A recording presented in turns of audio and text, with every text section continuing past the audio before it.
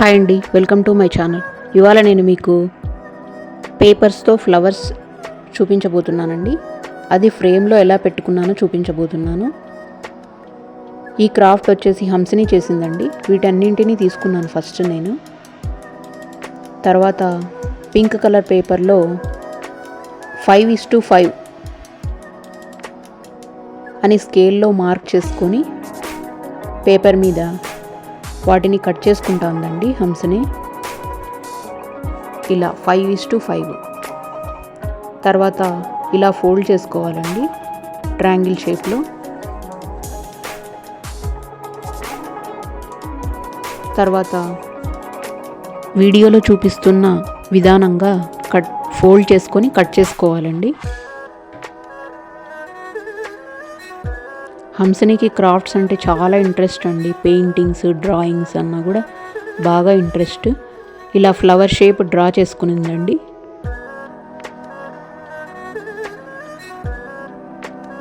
ఆ షేప్ ప్రకారంగానే కట్ చేస్తుంది తను.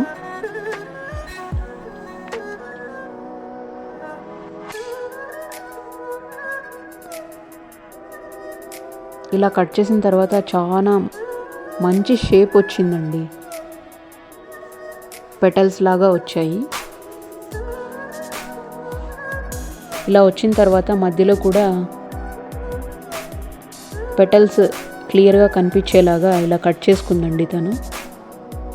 తర్వాత ఒకటి స్టిక్ తీసుకొని చిన్నది ఇలా ఎడ్జెస్ ఇలా చేసుకుందండి రౌండ్గా. తర్వాత ఫస్ట్ 1 పెటల్, తర్వాత 2 పెటల్స్, తర్వాత 3 పెటల్స్ కట్ చేసుకుందండి. వాటిలో కట్ చేసుకున్న తర్వాత వాటిని ఇలా జాయిన్ చేసుకుంటుంది. ఫస్ట్ 2 వచ్చేసి అలాగే కరిపించుకుంది. తర్వాత అన్నిటినీ ఇలా కట్ చేసుకుందండి. వాటిని ఒక్కొక్క పెటల్గా కూడా కట్ చేసుకోవాలి మరి. తర్వాత ఇలా ఒకదాని చుట్టూ ఒకటి ఫెవిస్టిక్తో అంటించుకుంటుంది. దాన్ని కట్ చేసి దాని లోపల అలాగే పెట్టిందండి. 5, 4 మళ్ళీ తర్వాత చిన్న పెటల్స్ చిన్న కట్ చేసాం కదా, సింగిల్ పెటల్స్ మధ్యలో వాటిని కూడా కట్ చేసుకొని పెట్టిందండి. అది చాలా కొషిగా వస్తుంది కదండి వెనకల.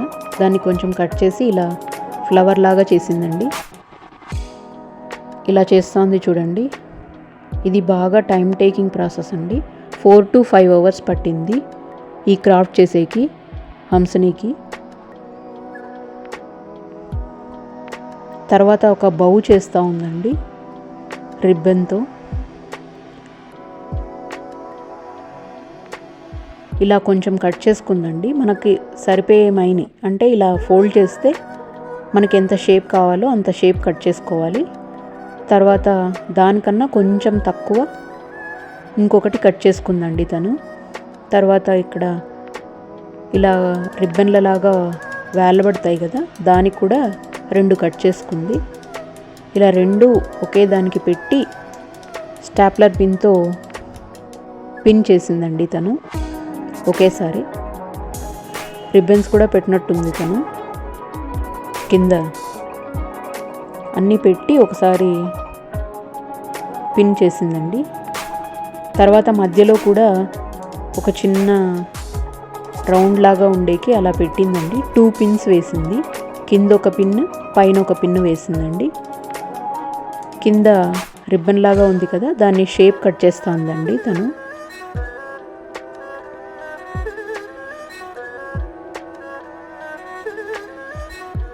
బౌ అయితే చాలా బాగా వచ్చిందండి. ఫ్లవర్స్ కూడా చాలా బాగా వచ్చాయి. చూడండి ఎంత బాగా కట్ చేసిందో.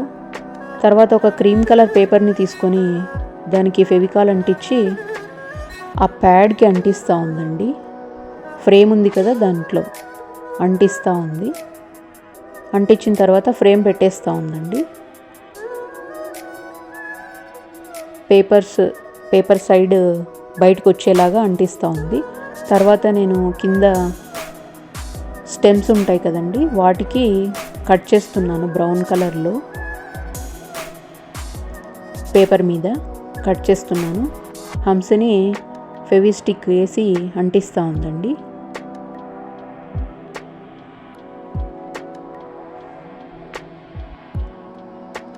తర్వాత ఫ్లవర్స్ కూడా ఇలా షేప్ వచ్చేలాగా పెట్టుకొని వాటికి ఫెవిస్టిక్ వేసి అంటిస్తూ ఉందండి. అవన్నీ అయిపోయిన తర్వాత కింద బౌ కూడా అంటిస్తూ ఉంది. 2 సైడ్స్ ఎత్తుగా ఉంది కదండి, అక్కడ ఫెవికాల్ వేసి అంటిస్తూ ఉంది.